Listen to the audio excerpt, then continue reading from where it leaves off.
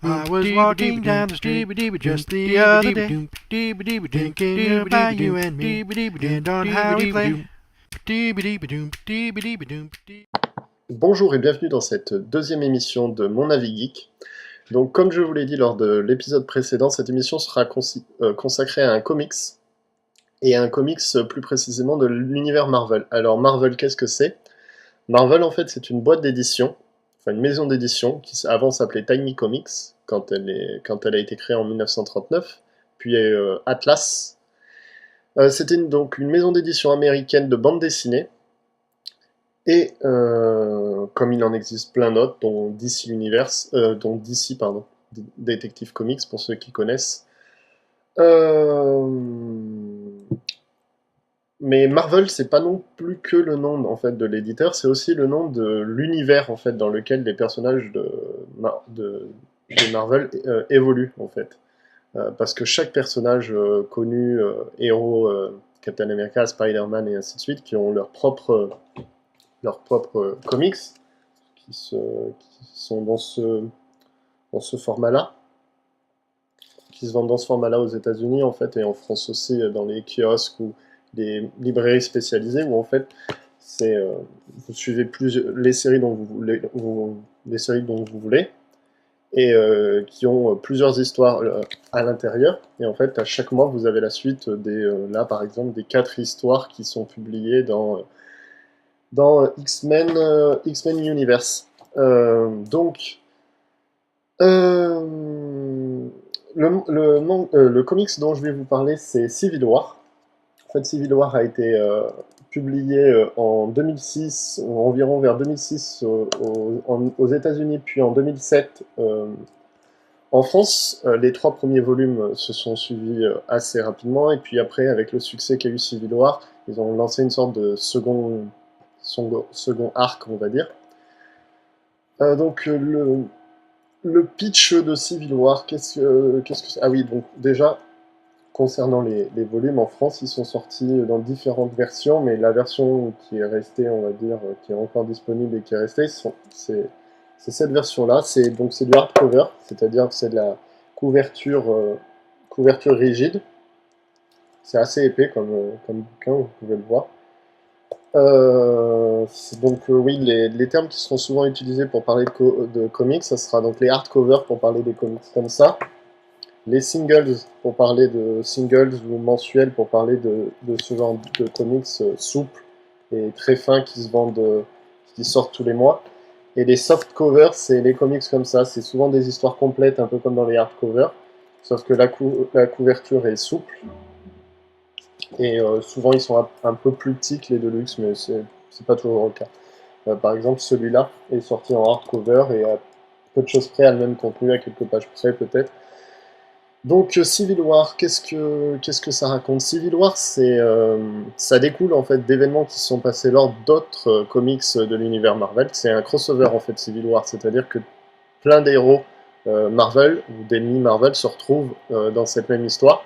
Et en fait, ça découle donc d'événements qui se sont passés avant, qui ont saccagé un peu la Terre et, euh, et même le monde en général. Et en fait, c'est après donc de graves incidents mêlant les super-héros et les super-vilains, il y a une loi qui a été décidée, une loi de recensement en fait des super-héros. Donc ça comprend tous les super-héros, les mutants et ainsi de suite, pour qu'en fait ils divulguent leur identité. Par exemple, Spider-Man qui cache son identité devrait faire tomber le masque et dire bah, je suis Peter Parker et ainsi de suite. Et en fait, donc ça divise les gens qui sont pour et les gens qui sont contre, qui seront d'ailleurs il va y avoir deux camps qui seront dirigés, on va dire, par deux grands héros de Marvel. Je ne vais pas vous dire qui c'est, vous découvrirez si vous souhaitez lire Civil War.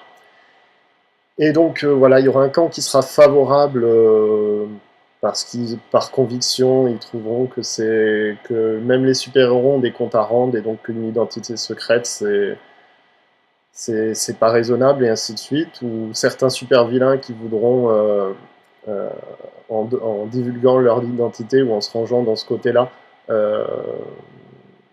Pas racheter leur faute, mais avoir une sorte de privilège, on va dire, en travaillant pour le Shield ou ainsi de suite, et du coup, voilà. Et ensuite, il y aura l'autre camp qui, par souci de liberté ou la sécurité de leurs proches, ne voudront pas divulguer leur identité et considéreront cette loi comme voilà, une atteinte à la liberté et aux droits des citoyens, des hommes dans le monde Marvel. Donc voilà, dans Civil War d'ailleurs, il y aura la première fois de la révélation d'un des personnages les plus connus de Marvel. C'est la première fois qu'il va en fait divulguer son identité au grand jour.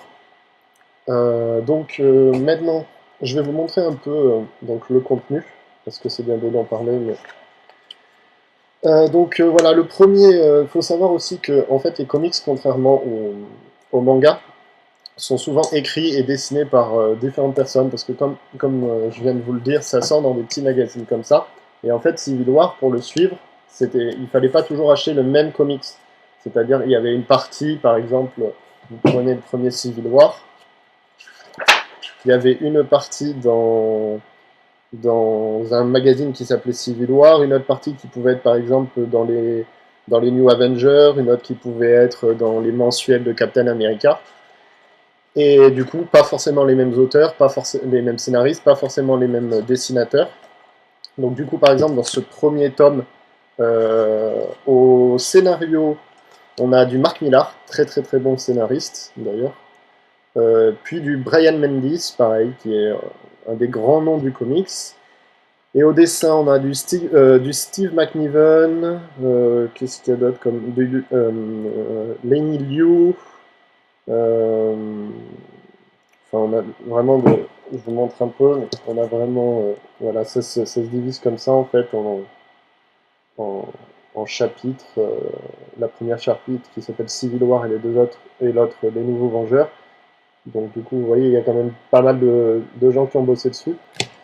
Moi, je vais vous montrer un peu quelques pages, voilà.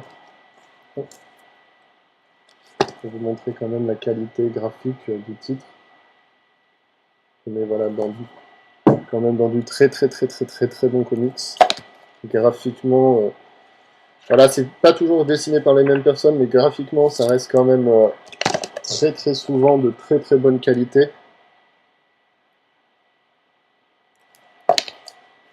Bon, après, c'est ça qui est aussi bien et pas bien à la fois, c'est que bah, des fois, vous allez tomber sur un dessinateur ou un scénariste que vous allez moins aimer. Il y a un passage en fait dans le comics qui vous déplaira un peu plus, mais bon, souvent c'est quand même de très bon niveau. Et puis s'il y a un auteur qui vous dérange, voilà, justement, le chapitre d'après, ça sera quelqu'un d'autre. Et puis du coup, comme ça, c'est pas comme un manga où si vous n'aimez pas le style graphique de l'auteur, et ben tout le long ça sera le même et vous n'aurez pas bien le choix.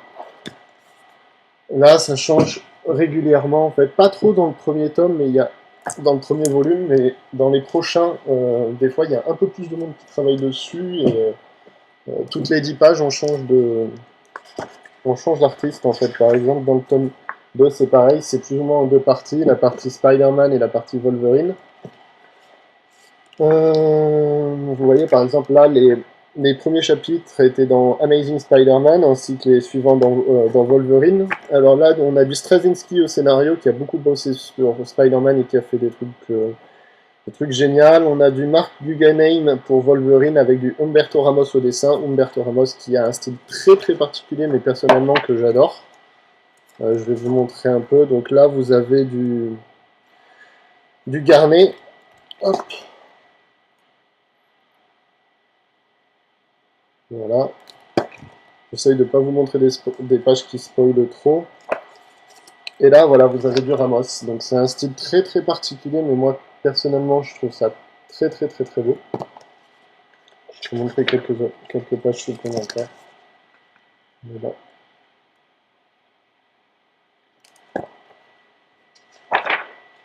C'est vraiment voilà, un style très particulier, mais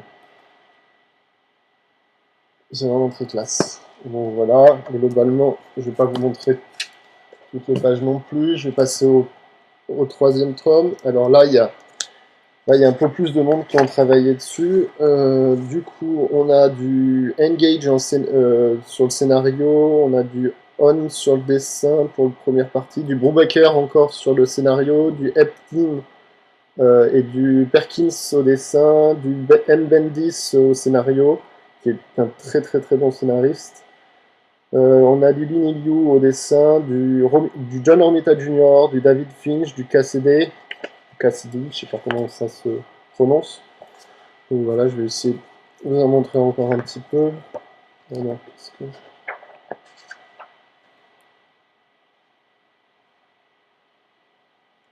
Alors du Alex Maliv.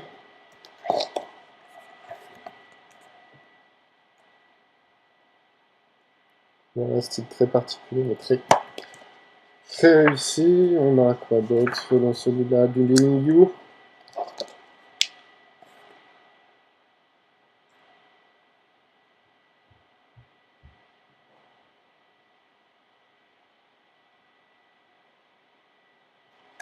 J'espère qu'avec les reflets de la lumière, vous voyez quand même un petit peu.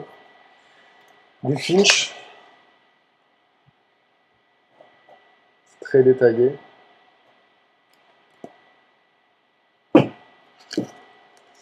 Donc voilà, ça c'était les trois premiers tomes en fait principaux, on va dire, avant qu'ils surfent, on va dire, sur la vague du succès de Civil War et qui reprennent un peu le tout, et qui continuent la série. Je sais pas si, je suis pas sûr exactement si c'était prévu ou non, mais voilà, la première, on va dire, trilogie a tellement bien marché que bah, ils ont sorti ensuite un quatrième et un cinquième tome, et je crois qu'il y en aura un ou deux de plus, si je dis pas de bêtises. Donc voilà, sur le troisième, on a du Jenkins au scénario, on a du Steve Lieber au dessin. D'ailleurs, si vous parmi les dessins que je vous ai montrés, si vous trouvez des dessinateurs ou des scénaristes que vous appréciez, c'est une bonne façon de rechercher les comics, en fait, de se référencer à l'auteur et au scénariste plutôt qu'au nom de l'œuvre, parce que des gens vous aimez Wolverine, certes, par exemple, mais des gens qui ont fait de très bons trucs sur Wolverine, il y en a, qui en ont fait de très mauvais, il y en a aussi. Donc, un conseil, ça serait plus de se focaliser en fait sur les auteurs ou les dessinateurs que vous aimez bien, plutôt que sur le héros en lui-même. Donc voilà, je vais vite fait vous montrer aussi le tome 5, le cinquième volume. Alors là, on a qui a bossé dessus? On a pas mal de monde aussi, pas mal de beau monde. On a du David Hein au scénario, on a du Paqueté au Paquetti ou Paqueté, je ne sais pas comment ça se prononce. On a du Zeb Wells au scénario, on a du Stefano Caselli au dessin pour la partie Jeune Vengeur et Fugitif. Après, pour la partie Choisir son camp, alors là, on a une farandole de personnes. On a du Guggenheim, du Mark Guggenheim, du Robert Kirkman, que vous connaissez sûrement sur Walking Dead. Caselli, c'est sur Secret Warrior. Bendis, il a fait du Daredevil. Fraction qui a fait du Iron Fist. Brubaker qui a fait du Authority, du Captain America, du Daredevil, du Criminal, du David Haha en dessinateur, ou Haha, je crois que ça se dit en espagnol. Donc voilà, là aussi il y a vraiment du très haut niveau. Je vais vous montrer encore un peu quelques visuels si j'ai le temps. Donc voilà, là on est sur du Stefano Caselli. Enfin moi personnellement j'apprécie énormément son style. Je vais essayer de vous montrer quelques pages. Voilà.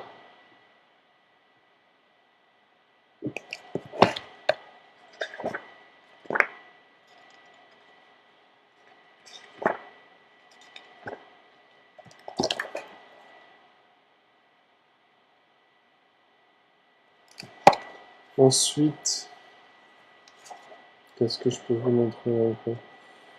Voilà, du Francis Yu.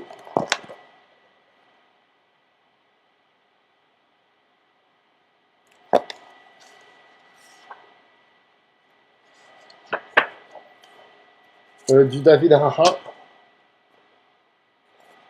Voilà, qui a un style bien particulier aussi. Bon,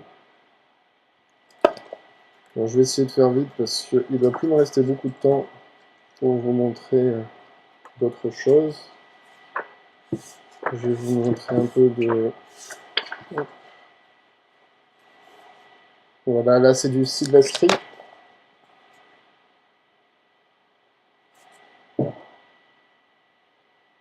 Donc voilà, globalement dans l'ensemble quand même, Civil War a de très très bons scénaristes et de très bons dessinateurs, c'est de très bons encreurs aussi, parce que des fois l'ancrage peut complètement salir le dessin, le trait de certains dessinateurs, et c'est souvent très dommage en fait. Quand on a un bon dessinateur mais un encreur tout pourri qui vient salir ses planches, c'est un peu triste.